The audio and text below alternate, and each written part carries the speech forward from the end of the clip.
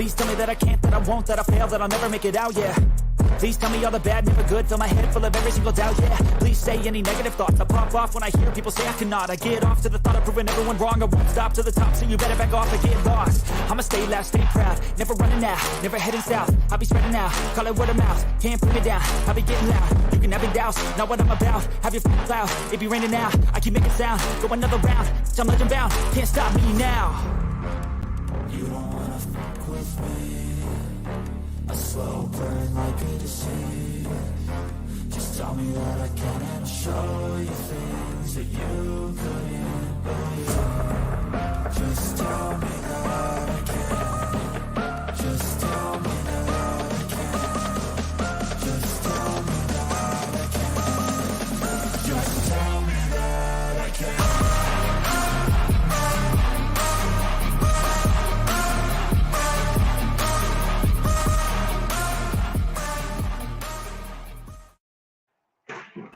All righty.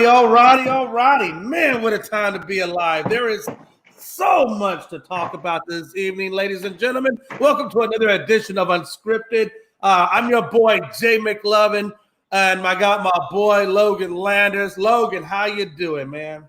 Yo, what up, Jay? It's been a wild day in the newsroom at my job, as we've talked about off the air, man, but my God, we've had a lot of sports action going on as well. So it's been a wild, just past 48 hours since our last show, man. Oh, my God.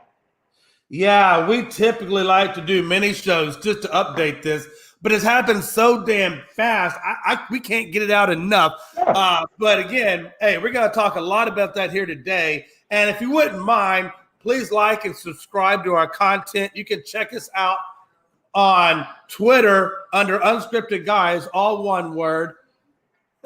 My TV's crazy. Unscripted Guys, all one word on Twitter, and Unscripted Sports, all one word on TikTok.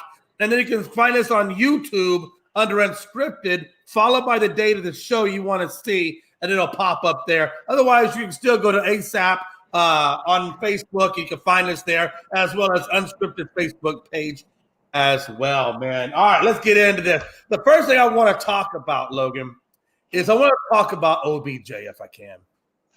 All right, let's do it. He made his trip to Dallas, and Dallas did a pretty thorough medical evaluation of OBJ, and the consensus seems to be that the Cowboys are on the fence about this surgically repaired knee. He's only 10 months out. He hasn't even had a full year. And the fact that he's only 10 months out, I think there seems to be some question as to whether or not it's fully healed enough to actually play this year. And I think because of that, it makes them hesitant because they know they got James Washington coming back in the fold. Actually, it should be pretty soon. I think even before the playoffs. So I think the Cowboys are really kind of on the fence as, number one, do we need to bring in OBJ if James Washington's coming back? Number two, his knee doesn't look like it's actually fully ready to go, which means he really should not even try to come back until probably training camp or even before training camp next year. So they didn't even make him an offer. Logan, this man left Dallas and Jerry never even extended him an offer. Now, that's got to tell you something. If Jerry is not extending him an offer, and they're come out in public said that we don't like where he's at in his recovery. We still think it needs to be a little bit longer before he should try to make a comeback. What does that tell you for the Giants or even the Buffalo Bills if they decide to say, you know what, screw the medical report, we're going to throw him in there anyway? I mean, for me, I'd rather wait on him and have him come back next year. Honestly, if I'm Odell Beckham and the medical staff says, yo, Odell, we can't recommend you to Jerry because you're not fully ready to go. Because let me tell you something, if he was ready to go and he got a clean bill of health, you don't think Jerry not going to extend him a contract? Come on, man. And with the, as you've seen throughout your tenure as a Cowboys fan, Jay, Jerry Jones will pretty much give anyone a contract if they're willing, if they're healthy enough. Oh, yeah. So, I mean, like we kind of said on Tuesday, if he doesn't sign within probably the next 2 weeks, because we're in week 13, 14 right now, and then the playoffs are right around the corner, I don't think he'll sign this year. And since there are concerns that he's not 100%. I get he wants to get back on the field. I know he hasn't been healthy in recent seasons. I mean, he was good. He was solid last year with Los Angeles. It wasn't like he was doing nothing, but he was pretty solid. And unfortunately, he got hurt the worst time. But I don't know. It's looking less and less likely he will sign somewhere. I mean, I thought Dallas was like a front runner to get him. I thought earlier in the year, even before the season started, I thought Green Bay would be a good option. But it doesn't seem likely, man, that he's going to get picked up this year. But, I mean, that doesn't mean that I think that we could see in free agency he could get a contract somewhere, right? A 1 year, maybe possibly a 2-year deal, just depending on how he's healthy, how he's doing at workouts, et cetera, et cetera. But I'm kind of losing some steam on him signing for the rest of the 2022 season. Yeah, absolutely. And remember, this is the same OBJ that Parsons has publicly come out and lobbied for, and Trayvon Diggs has come out and publicly lobbied for to be signed, as well as Dak Prescott. So he's got the weight of his team, or the Dallas Cowboys, lobbying. They want to play with OBJ. You don't think that Jerry doesn't take that into consideration? He's like, damn, I got my number one guy on defense begging to play with him, to the point where he's taking him out to Dallas Maverick games, and the crowd, the whole damn stadium is chanting OBJ. The city wants him. The players want him. There's no reason for Jerry to turn it down unless, medically speaking, he's just not ready to go. And I would tell you, if I was the Bills and if I was the Giants, you don't think they don't know what's going on in Dallas? You don't see how bad we're lobbying for him, but then he doesn't get a contract because of medical issues? If I'm the other teams, I'm looking at Dallas and I'm thinking like, damn, if they didn't offer a contract, there must be something there. And if there's something there, maybe we need to take a more extensive look ourselves if they're doing their due diligence. But I wish them the best. I really do. We'll see what happens. Man, hey, and by the way, I did want to throw in there the fact that OBJ is 30 years old, and I did want to mention that he is coming off back-to-back consecutive ACL tears. And time flies, but it doesn't feel like he's in the league for that many years. Yeah, it does. Maybe 30. But he's been there since what, 2013, maybe? Yeah. Give or take? It's about 13. When he made the immaculate catch, I think Des Bryant was still on the Cowboys at that time. I would say he was probably still their number one guy, and maybe with another year or two to spare. Oh, absolutely. But just let that sink in. I mean, not only is there issues with him, them not feeling like he is fully recovered, but he's also coming off back-to-back tears. I mean, come on. That's got to tell you, hey, maybe we should put a tactical momentary pause on this. But people will still give him the opportunity, which they should. But I think he needs to wait until next year and come back next year. I think that would really be in his best interest. But, hey, I can't tell OBJ what to do. Only OBJ can tell himself that. Switching gears real quick, the other thing I want to talk about real quick is Ohtani. I've seen the chats where people are asking, why haven't people gone after Ohtani? Well, people got to remember that last year, or even I think it was this year, the Angels came out and publicly said that Ohtani was not on the market, that he would not be traded. But I will tell you this, Logan, come free agency in 2023, they're going to be all over Ohtani like white on rice paper, baby. Brother, you're not kidding. He's going to be the next Aaron Judge, where everybody's just speculating, where is Ohtani going to land? Well, I can tell you quite honestly, we know the teams that are going to be number one, extremely procuring about him. One of them is the Yanks, the number one team out there, and then the Boston Red Sox, the Mets, the Cubs. I mean, those are probably what, 1, 2, 3, 4 teams right off the bat. Pirates, Rangers. There's going to be a few teams looking to put, Ohtani on their squad. And I think if I'm Ohtani, I'm probably going to pick, if I was them, I'd probably pick either the Mets or the Yankees, just because I feel like either one of them are probably the most World Series ready on either side of the league. But it's also, too, Jay, is they got to give up some stuff, for God's sake. Oh, they're going to have to give up something. Because, I mean, my God, let's just mention those two teams you just said, the Mets and the Yankees, right? The Mets just shelled out a lot of money for Lindor, for Alonso, for Verlander, for sure. Like, there's a lot of guys they're paying. And the Yankees, obviously, they have a deep payroll with Judge now.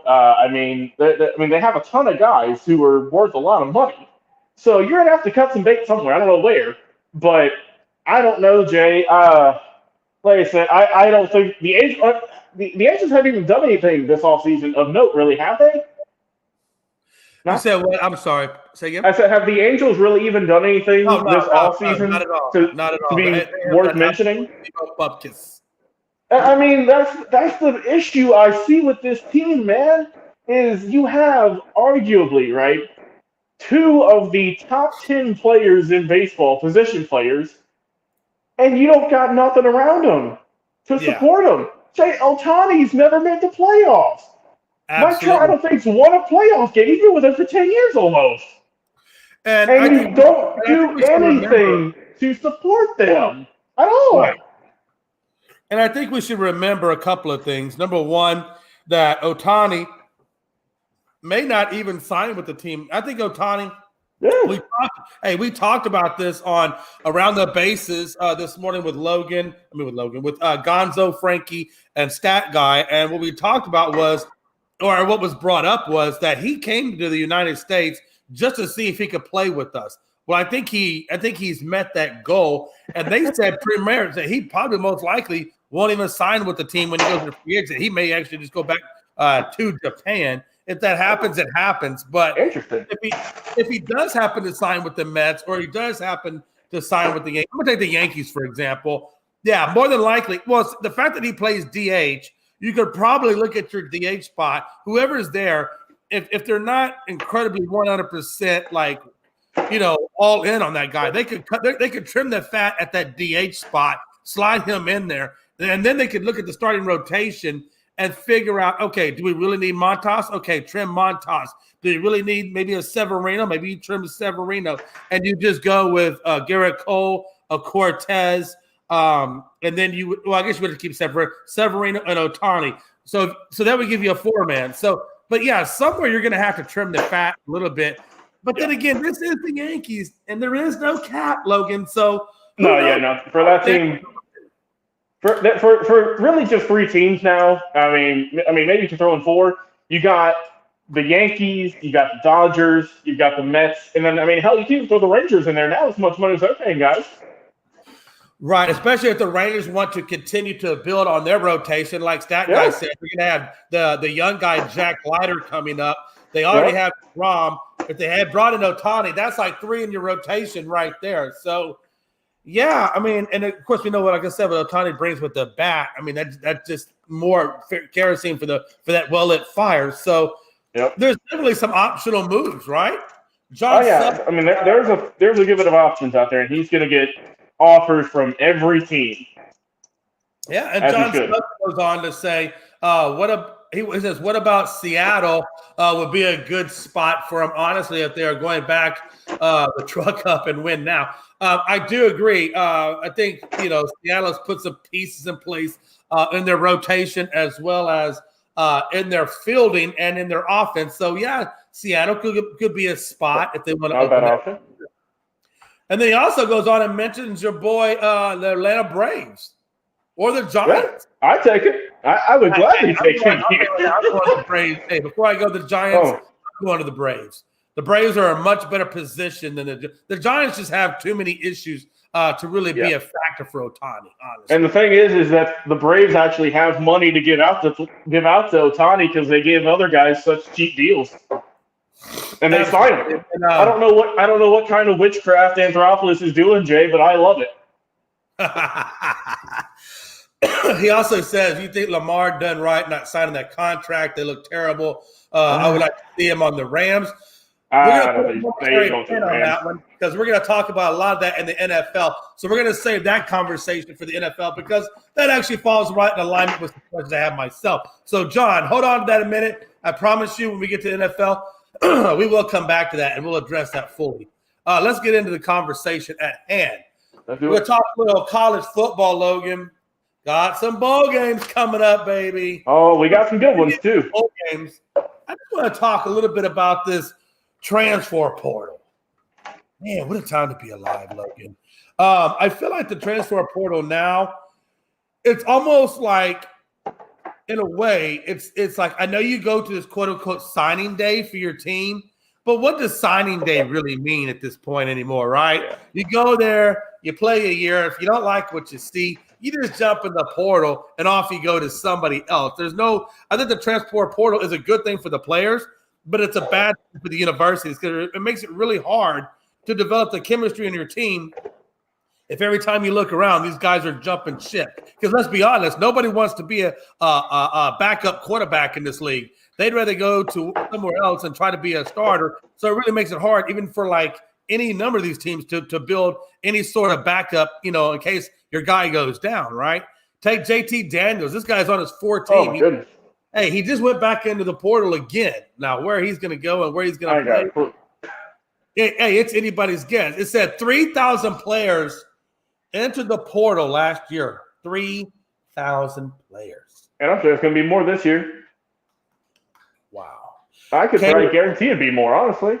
Yeah. Well, look at it right now. Bo Nix to Oregon, Spencer Rattler to South Carolina, Caleb Williams to USC. Yeah. Sometimes these work out great, sometimes they work out great. Sometimes not so much, like you mentioned with Daniels. Right. DJU from Clemson, he's going somewhere now. And that's the thing, just touching on it real quick, is you mentioned that if you're a backup somewhere for a year or two, if you're not getting any playing time, that maybe then it's a little more it's better to move on and go somewhere else that you are going to be getting some playing time as a starter. I could get that.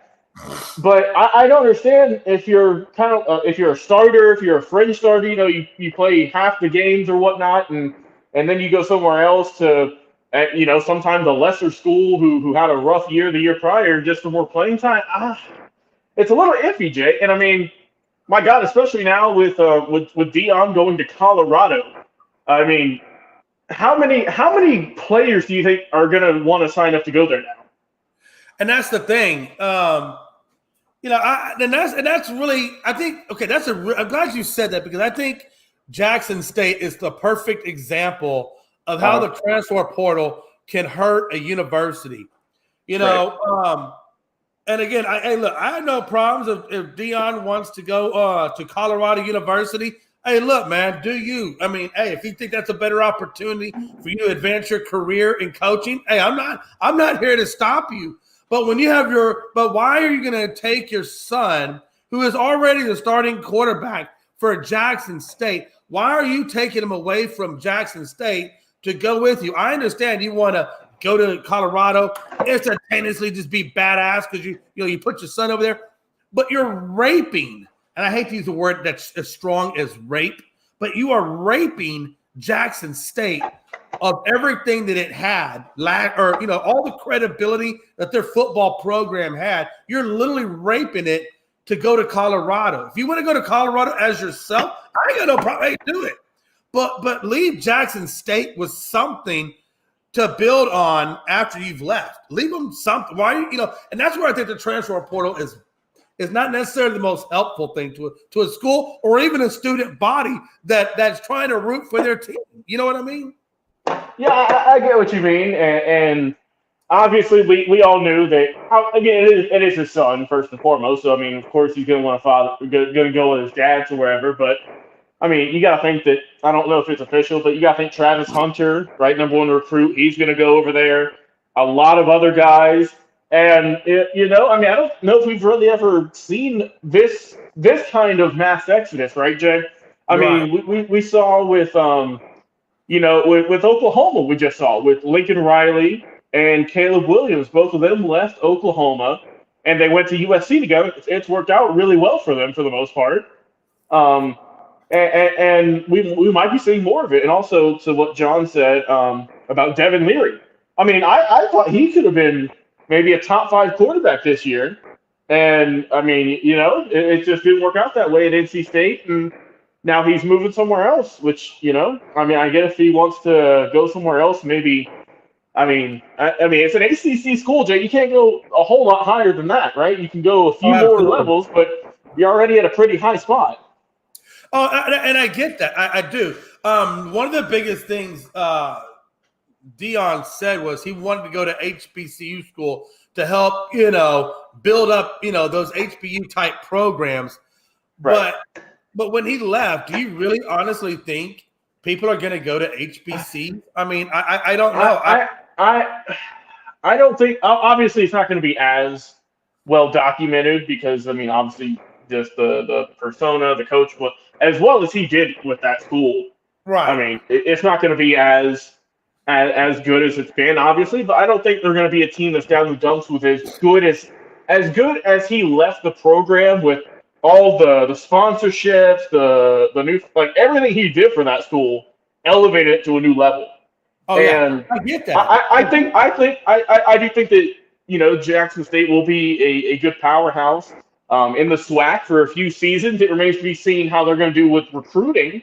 How that's going to change up some. But I think that if Jackson State hadn't have done nothing, right? If they sucked, if they didn't win any games, all that, and he left, I could understand a good bit of the outrage as to why he left. But my God, Jay, he got him a championship, an undefeated season, one loss the year prior. You can't get much better than that. And now he's going to a program in Colorado who ain't done nothing. They got one win last year. Let's be real here. This team ain't done nothing in 10 years, if that. And he is on a mission, Jay. I don't know where all this came from, but he is on a mission to turn this school around. And yeah, he's offensive coordinator from Kent State. Yeah. I think he got the defensive coordinator, if I'm not mistaken, from FSU. I think that Dion, almost proved by himself why HBCU schools won't get to that level ever. And I'm going to tell you why. Because when he went there and turned around and left to go to Colorado, that's exactly what every coach behind him is going to do. They're going to go there. They're going to follow his example. They're going to maybe get an FBCU school, make them good. And then the first minute they could go to an SEC school, a Big 12 or whatever, they're going to jump ship too. Because that's the model that Dion made. Dion made the model of, I'm going to go to Jackson State. I'm going to use my credentials. I'm going to turn it around. And then the moment I can get an SEC or a Big 12 or whatever, that's where I'm going to leave and I'm going to go there. And I think that's the reason why I was saying I don't know if HBCU schools will ever be anything more than what they are, is because I just don't think their conference that they're in is big enough that's going to entice coaches to stay there or try to grow into something better. Do you know what I'm saying? No, I definitely get what you're saying. And John had a comment saying, let's see, he said, you won't turn Colorado around because the Pac-12 beats other up. He won't never be top 6. Hell, Jay, if he gets top 25, that'll be great for this program. Man, hey, listen. I'm not saying he's going to get this year. He ain't going to get this thing year one because he hasn't even gotten recruiting yet, right?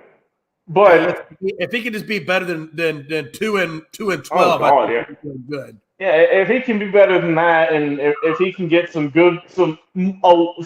better recruits in there, for God's sake. This team ain't done nothing. Also, he called him a sellout. Colorado has a 4.7. I don't get what the population has to do with anything. But yeah. Well, and I saw that too. And another thing too is, I was looking at a lot of schools. You can look at Oregon, Alabama, A&M. All these schools have double-digit portal entries. So I think there's a lot of kids. There's certainly a plethora of kids in that portal that Dion could just, pick and choose from. And he could rebuild that program just with what's in the transfer portal alone. There's more than enough talent that he could build around. You know what I'm saying? Oh, yeah, and it'll all go back to where he started at, Jay. He started this at an HBCU in the SWAC. He didn't start it. He could have went to FSU. He could have went to a big name school. He had offers for it, but he chose not to. He chose to go to JSU to grind, to build that program up. He did a very good job, I would say. And now he's going on to hopefully try and rebuild Colorado. We'll see what he can do though.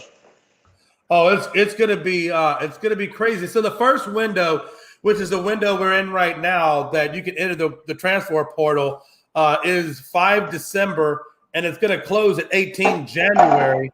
Now, that's just to get into the portal. You can sign with any school you want to at any time.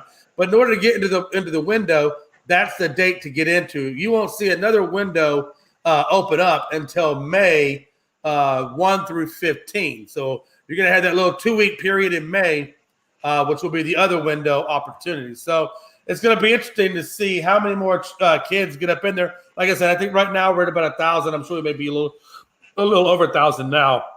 But yeah, man, it's going to be interesting. It's going to be interesting. So December 31st, let's talk about the playoffs, because that's what we're getting ready to get up into at the end of this month, and we're not that far away, folks, from seeing the national playoffs get kicked off. The first one's going to be at 4 o'clock, the Fiesta Bowl. That's going to feature TCU and Michigan. Logan, I got a few questions, and Frankie says never say never, and I agree, never say never, because anything is truly possible, folks. But again, we got TCU, Michigan. Logan, can TCU stop that Michigan running? Now, they don't got Corum, but they do got Edwards, and we know what Edwards did against Ohio. Can TCU – and we know that TCU kind of struggled with the run defense against Kansas State. So how do you see TCU – can they stop that run defense of Michigan, or is that just going to be their Achilles heel? So do we know if Corum is going to be out for this game or not? Are we sure? Or as far as I know, I have not seen anything that speculates Corum coming back. I've only seen Edwards. Well, if he is out, right, and we're just saying this like that, he might come back. Who knows?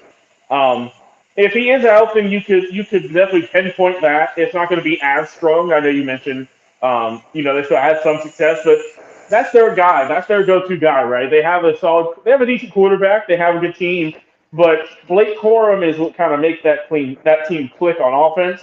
And if he's not going to be there for this ball game, I think TCU has definitely a better shot at shutting the run down. All in all.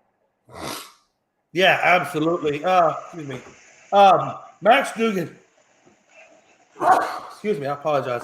Max Dugan, he's going to have a huge game with TCU going against Michigan. We saw how much he put that TCU program on his back in that final quarter of that game, to the point where literally, I still think it was a bad play call, I think, that really screwed him over. But Max Dugan, what he did with that, how do you see Max Dugan faring against Michigan? To me, Jay, this is where I don't believe these games count towards voting, but this is where he proves if he gets to silence some guys, silence some haters to say, how come this guy is a Heisman candidate? And this is where he can just, shut them all up.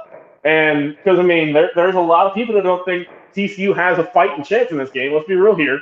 They think that, it's big, bad Michigan, Coach Harbaugh, all those guys. And it's like, oh, it's TCU. But I'm telling you, Jay, in the playoffs, I don't think this is going to be a repeat of Cincinnati last year, right?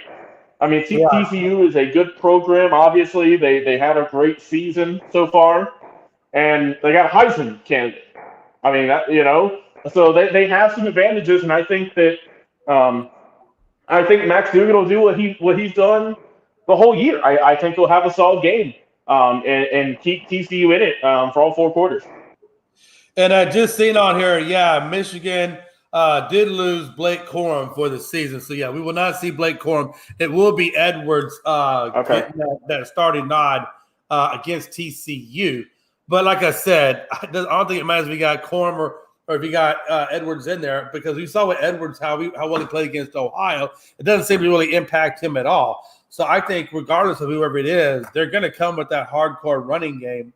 Let me ask you this. What is your key for TCU to have a chance?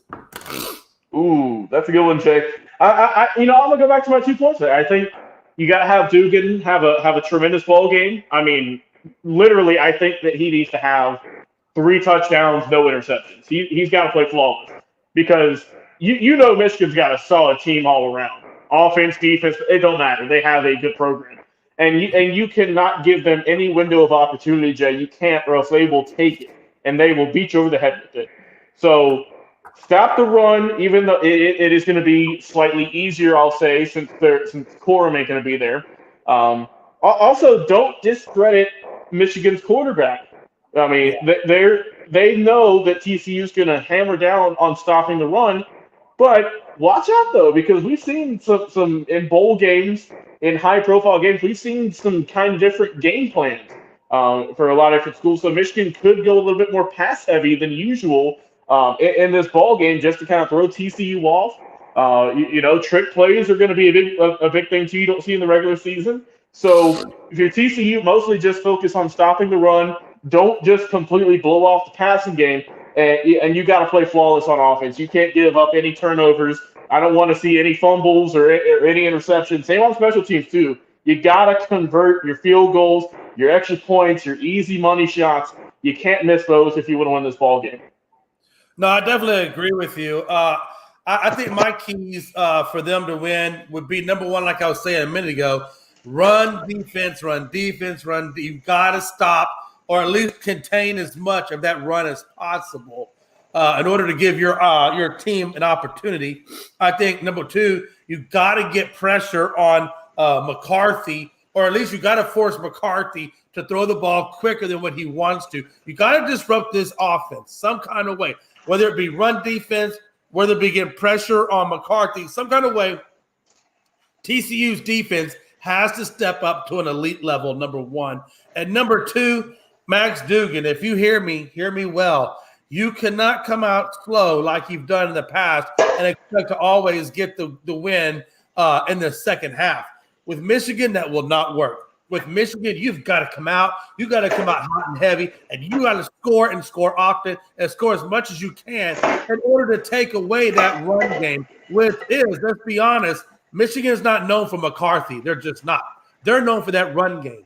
And if you can take away that run game by scoring on them often and early and put them in passing mode a lot more often, that's your bread and butter. You got to attack. And like Max Duggan said, we cannot be afraid of the lights. We got to come out and play our football and play it to our best ability. And that's exactly right. That's what you got to do, Bubba. There you go.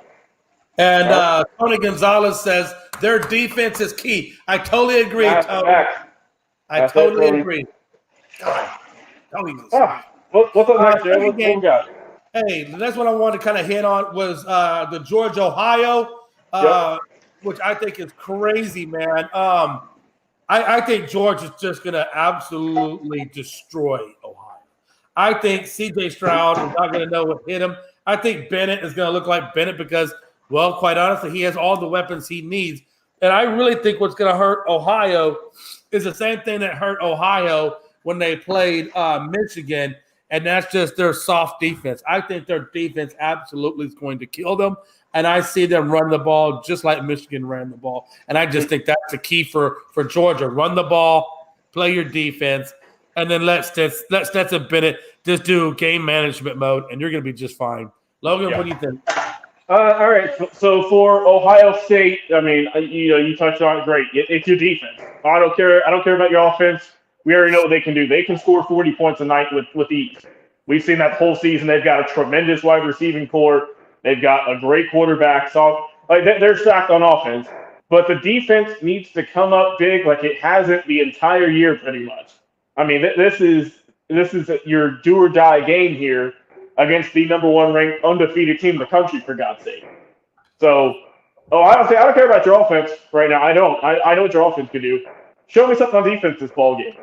As for Georgia, I will say, Jay, shameless plug real quick. We did actually have Stetson Bennett's mother on our show today at Access WGUN. We talked to her, great lady. So go check that out and get her thoughts on her son.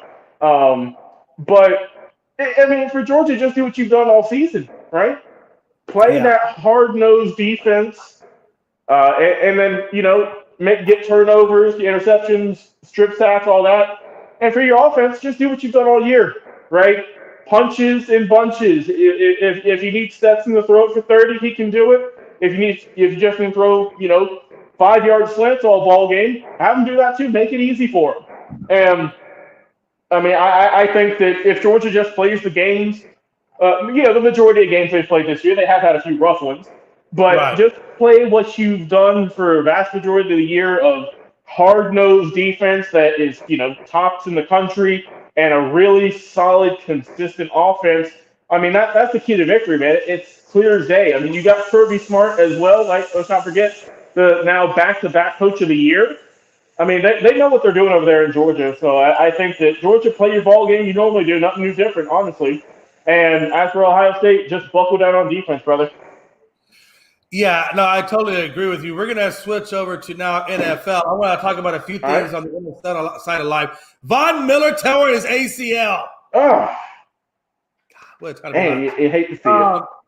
So my question to you, number one, is how does it affect OBJ coming in terms of how does it affect OBJ wanting to come? Not from the Bills' perspective, but from OBJ's perspective, what does that do for his want to come to Buffalo? And then, two, what does it do for just Buffalo all the way around? Because that is their defensive captain, leader, whatever you want to call it. That's the defense.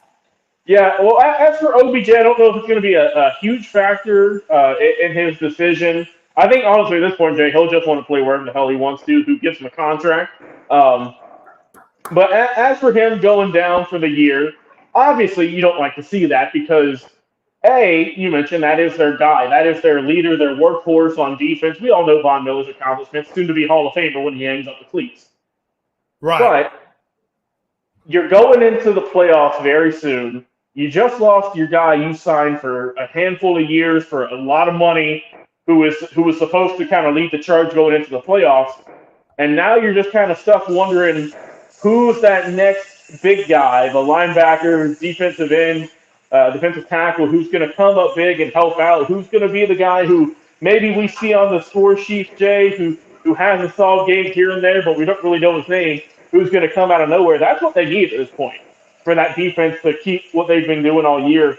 It's a big loss. I mean, there is no understating it. That is a huge loss for the Bills at the worst time possible with the playoffs right around the corner. So I don't know if they'll be able to duplicate what he's done this year with a player or two, but right. I mean, you just kind of hope he can for the sake of getting championship.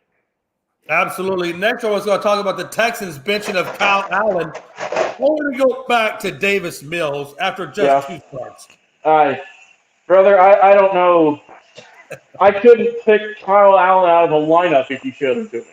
I mean, Davis Mills pretty much the same either. I know a little bit about him, but I mean, let's be honest here. The Texans need a quarterback in the draft.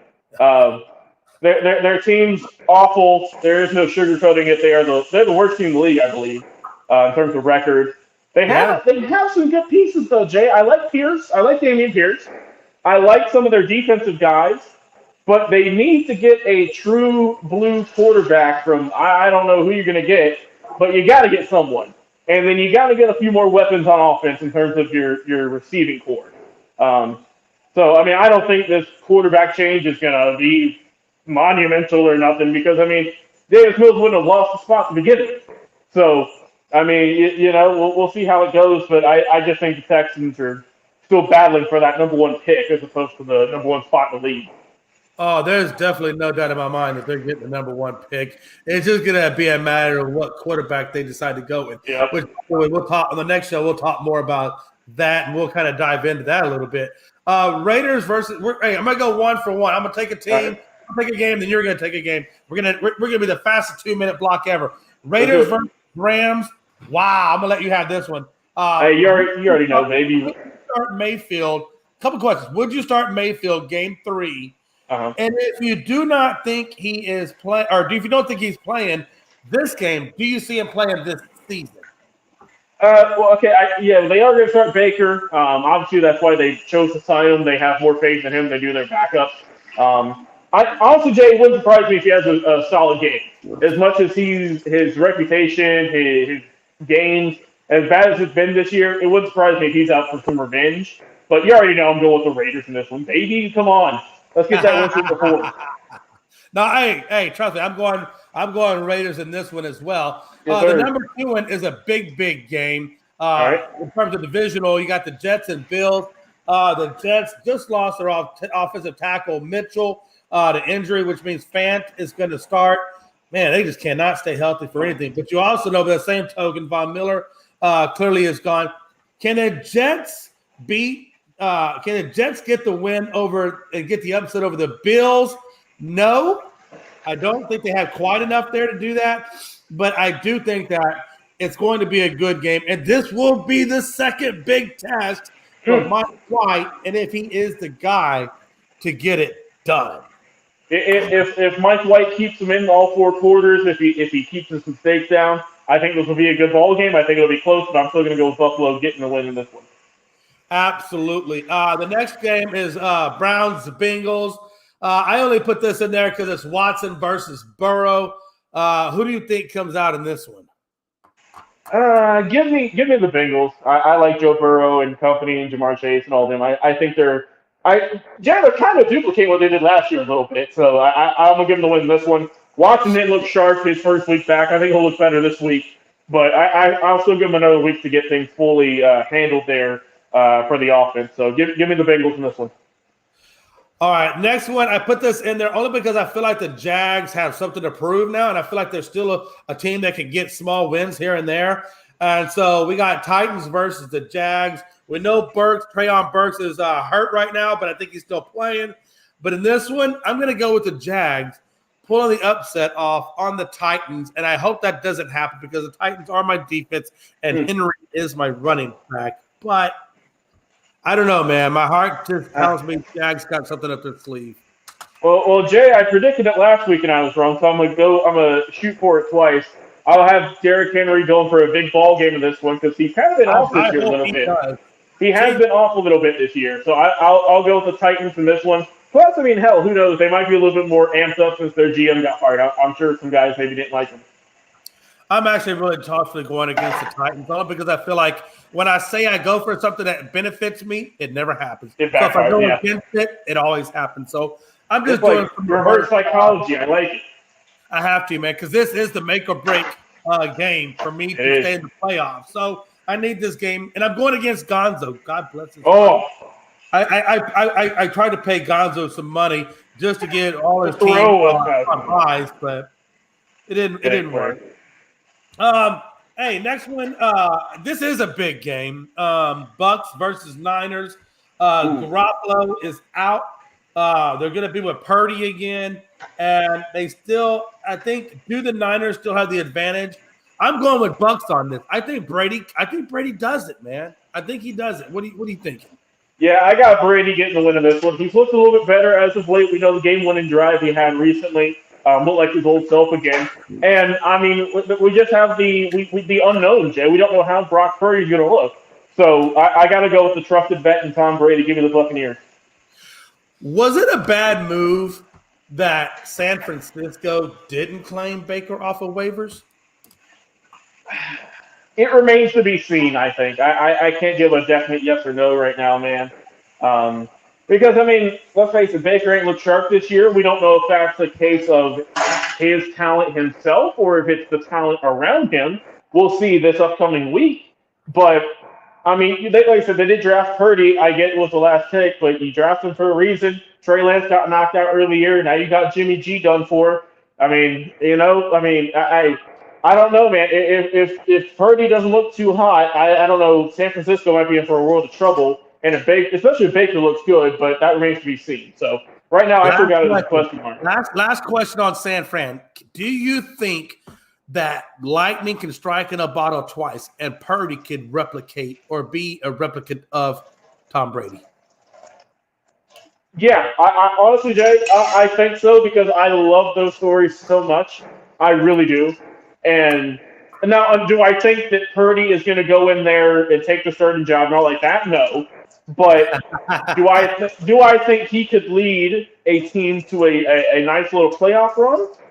Yeah, I mean, screw it. Why not, man? I would love to see that. It seems like sometimes those Cinderella stories just have a way of writing themselves, and that's what I want to see. So, yeah, give me some love for Brock Purdy. So we're going to move on now to the Dolphins versus the Chargers. Again, another huge, huge game because the implications are the Dolphins they're trying to get back to that top spot or at least, keep what they got, that momentum got going.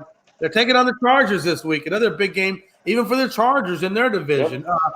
Can Tua, right this ship from last week? Last week Tua just didn't look That was a rough week.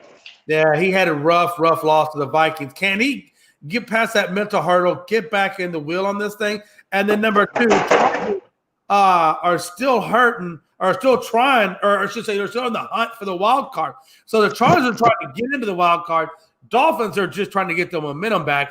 But I think this game means more to the Chargers and their people. So do you think that that's going to fuel the Chargers to get past the Dolphins, or how do you see that playing out? I think we get a Tua revenge game, Jay. I think we'll get a game where he comes out there and lights it up. So I got to go with the Dolphins in this one. I know he had a really rough week previously, and I mean up till then he's done really, really well this year. I mean our guy Rob Strike can tell you how good he's done. Right. But I think that he gets some pushback this week, and I think he has a good revenge game. I have to be in a shootout though with him and Herbert though. I think it's going to be a high scoring ball game. The last game, and I need to go back and look at this to find out how close it is. Matter of fact, give me just 1 sec. Since we're actually doing really good. Logan, I got us back on time, so we're doing good. There we go. Hey, watch this. The league, if I look at the league and I look at – I don't want to look at the league. I want to look at playoffs. If I look at the playoffs and I look at the AFC, New England – let's see here. We got no, I don't want to do it like damn, I hate when I do that. Okay, there we go. That's what I wanted. Okay, number 7 are the Jets at 7-5. New England at 6-6. So this game is pivotal. If the Bills beat the Jets and the Patriots beat the Cards, well, now we're looking at a tie for that 7th spot. And I don't know how that plays out. Who would get the overall on that? But this game is huge. I think it would just be the tiebreaker, right? How they've matched up in the regular season, I believe. Right. So don't quote me on that. That's just what I believe it is. But yeah, no, that would be wild if that happens, Dave. But I'm all for it, man.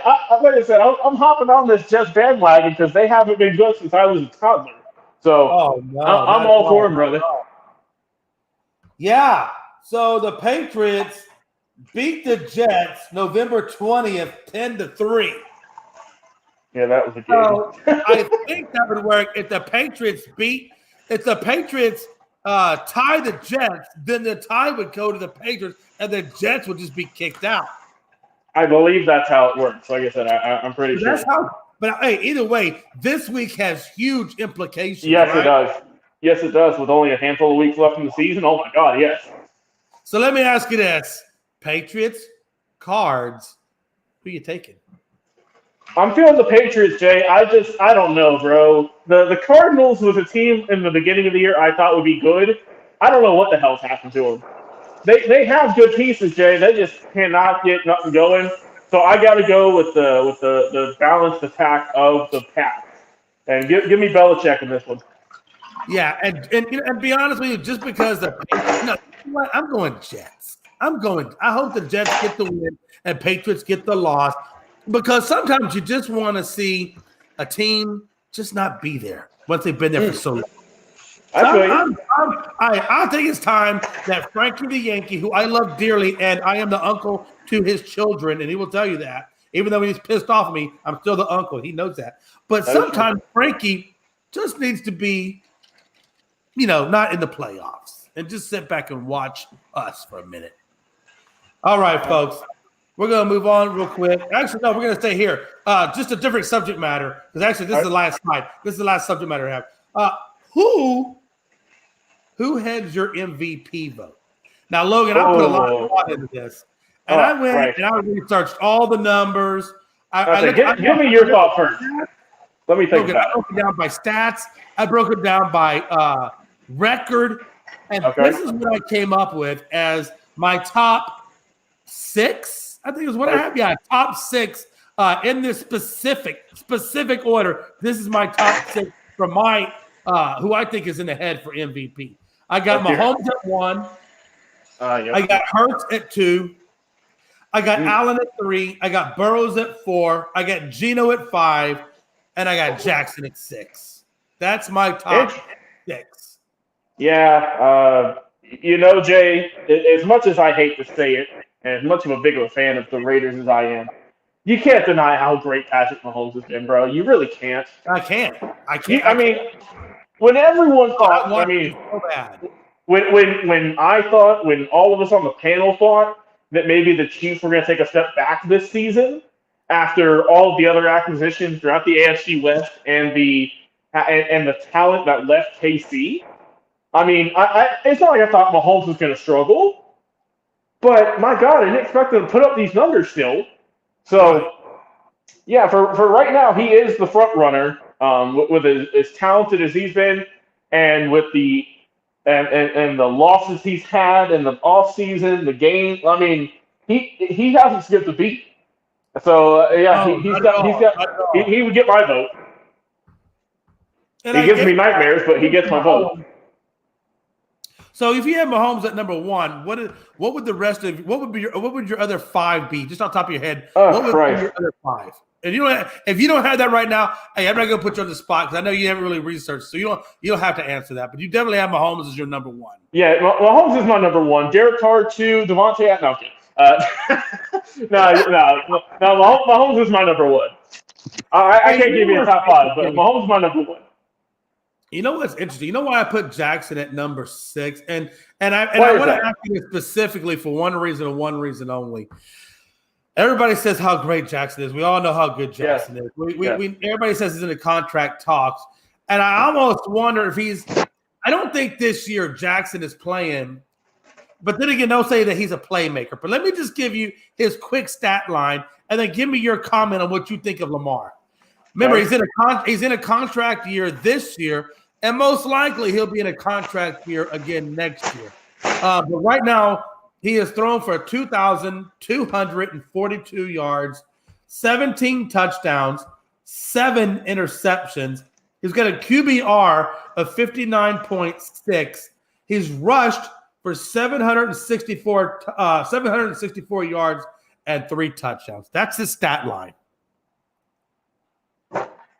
Yeah, not obviously not an awful year, we'll say. I mean, it's not like he's out there sucking it up, but it's not the MVP year he had a couple seasons ago. And like you said, I mean, now he's banged up as we've seen over the last couple of weeks, which has played a part of it, I'm sure. But yeah, in his contract year, it doesn't help. Like I said, I still think that he'll get a contract because I don't know what else Baltimore's going to do, bro. I don't. Because they're not a top team. I mean, you're not going to get a great a top tier quarterback selection where they're sitting at right now. So I think they just got to give him a contract. I don't know how long. I don't know the length. I don't know the money. I can't give you that. Right. But I think that they'll just kind of be forced in a way to give him that money. And that's just for security. Just for security. I feel like when people bring up Jackson's name. And they compare him to Hurts. And I look over at Hurts, and Hurts has thrown 2,940. He's got 20 touchdowns, 3 picks, a 108.3 QBR, 609 yards rushing, and 9 touchdowns. And Hurts is just blowing Jackson out of the water pretty much in every damn category there is. It's insane. Yeah. I mean, Hurts especially this year, too. Especially this year, like you mentioned. Oh yeah, I mean honestly, if you took Hurts rushing, added on to his passing, if you look at Hurts all-purpose yardage and then compare that with Mahomes, the only thing that Mahomes would really have on Hurts is the fact that Mahomes has given you 30 touchdowns and 8 picks. I mean, it's really the touchdowns that Mahomes has given you. It's certainly not the record. Because then when you look at the record, you can say, well, Hurts is 11-1 and Mahomes is 9-3, and Mahomes lost to the freaking Colts. And Jay, I will say, if the Chargers don't do something soon, I mean, they might have to do something with Herbert, bro. He doesn't seem like the type of guy to me to accept mediocrity. He seems like the guy who wants to go to a winning program. And right now they're not doing it. Yeah, and medically, there's still something wrong with her. He's still not 100%. Those ribs jacked up, that's not 100%. No, that's true. I'm just saying. See. All right. All right, folks. I got one last thing, and then we're about to jump. Just one last thing. Adam Schefter recently tweeted on December 7th of this year his top 5 vote getters for the Pro Bowl right now and this comes out per the NFL. And believe it or not, Logan, and I said this is the breakout year at Tua, and everybody said Tua was trash and he was done. But believe it or not, Tua is the number 1 guy in the Pro Bowl selection. Wow. Hey, at 138,000 votes, 138,390 votes. Justin Jefferson comes in at 2 at 137,826. Mahomes comes in at 3 at 133,607. Tyreek Hill, interesting enough, tied to Tua. I guess that doesn't make Tua not look good, right? At 132,100. And then Travis Kelce rounds it out at 5 at 131,378. What a time to be alive, right? Yeah, and correct me for what are they doing with the Pro Bowl this year? Isn't it? Are they doing flag football or something? Didn't they switch things up? I mean, my God. It's. I mean, I know at this point it's a fan contest of voting about who you want and stuff like that. And I don't know, man. I've never cared for the Pro Bowl. I have never once been excited for the Pro Bowl. That's just me, because I grew up with the All-Star game in baseball where it meant something, right? You got home field advantage in the World Series. The Pro Bowl is just it's just there for no reason. There is no advantages. It's just kind of a game, and the Pro Bowl is just going to be stupid. I think it's a bunch of they got to do something. Skill competitions or whatever. Yeah. I'm not watching. I do enjoy the fact that they are changing it, especially after how horrible it was last year, where guys were getting two-hand touched. I mean, I'm glad they're switching up the format because, God, they needed to for years. But I don't. We'll see how it does. Like I said, we'll see how it does, Jay. I'm still not giving it a whole lot of. Controversial, but if I want to see another man touch another man, I'll take my happy butt down to the local gay community, and I can watch it all night long. I don't have any inclination to watch one man touch another man unless he is tackling him. Okay, that's what it is. It is what it is. Logan, on that note, we're gonna do some final thoughts, and then we're gonna. Oh, by the way, final thoughts, Logan. What is your final thought? We're gonna roll up out. Yeah, final thoughts. I saw that Desmond Ridder is going to be the new starter for the Falcons, so we'll see how that goes. He is going to take over for Mariota, so we'll see how that goes. I know it's not going to be full send since Pitts is out, but I think it's about time. The Falcons needed an extra juice, right? Mariota has been decent, but over the last couple of weeks he's been off. Arthur Smith, we know he don't mess around, so he's bringing in the young talent from Cincinnati. We'll see how he can do, bro. We'll see how he can do. Like I said, check us out, Twitter, TikTok, YouTube, all those fun pages. We got some nice stuff coming out, Jay. I made a video earlier with Aaron Judge with the Wolf of Wall Street that I enjoyed making. Just, we're not leaving. And, check us out over there. And, good show all around, brother. Yeah, I appreciate that. Wholeheartedly. I do, man. And again, man, hey, like I said, we didn't really get too much into the baseball. Matter of fact, we didn't touch baseball at all. But, hey, for any signings or for anything you want to catch on baseball, trust me, Unscripted has covered it. If you hop on over there, Frankie has done a hell of a job keeping a lot of signing updates and things like that on Twitter. So check us out on Twitter. At Unscripted Guys, all one word. Unscripted Guys, all one word. Over there on Twitter, and I swear to God, he will keep you up to date and abreast of everything that's going on, everything baseball related. You can catch over there. And then, like I said, catch Logan, what he's doing over there on TikTok at Unscripted Sports, all one word. And you can find out what Logan is doing over there. And I think between TikTok and Twitter, we keep you guys pretty much up to date even throughout, but when the show's not going on. So I want to tip my hat to those guys. And as always, it's your boy Jay McLovin saying, hey, Big Joe Biden, you got 3 unaccounted Americans still stuck over there in Russia. Let's go get them out and get them home. Those are our servicemen, Joe. Bring our servicemen home just like you brought Brittany Griner home. And I'll be happy, man. Bring everybody home that's over there, okay? That's all I'm asking. Joe, put the pressure. Let's go, baby.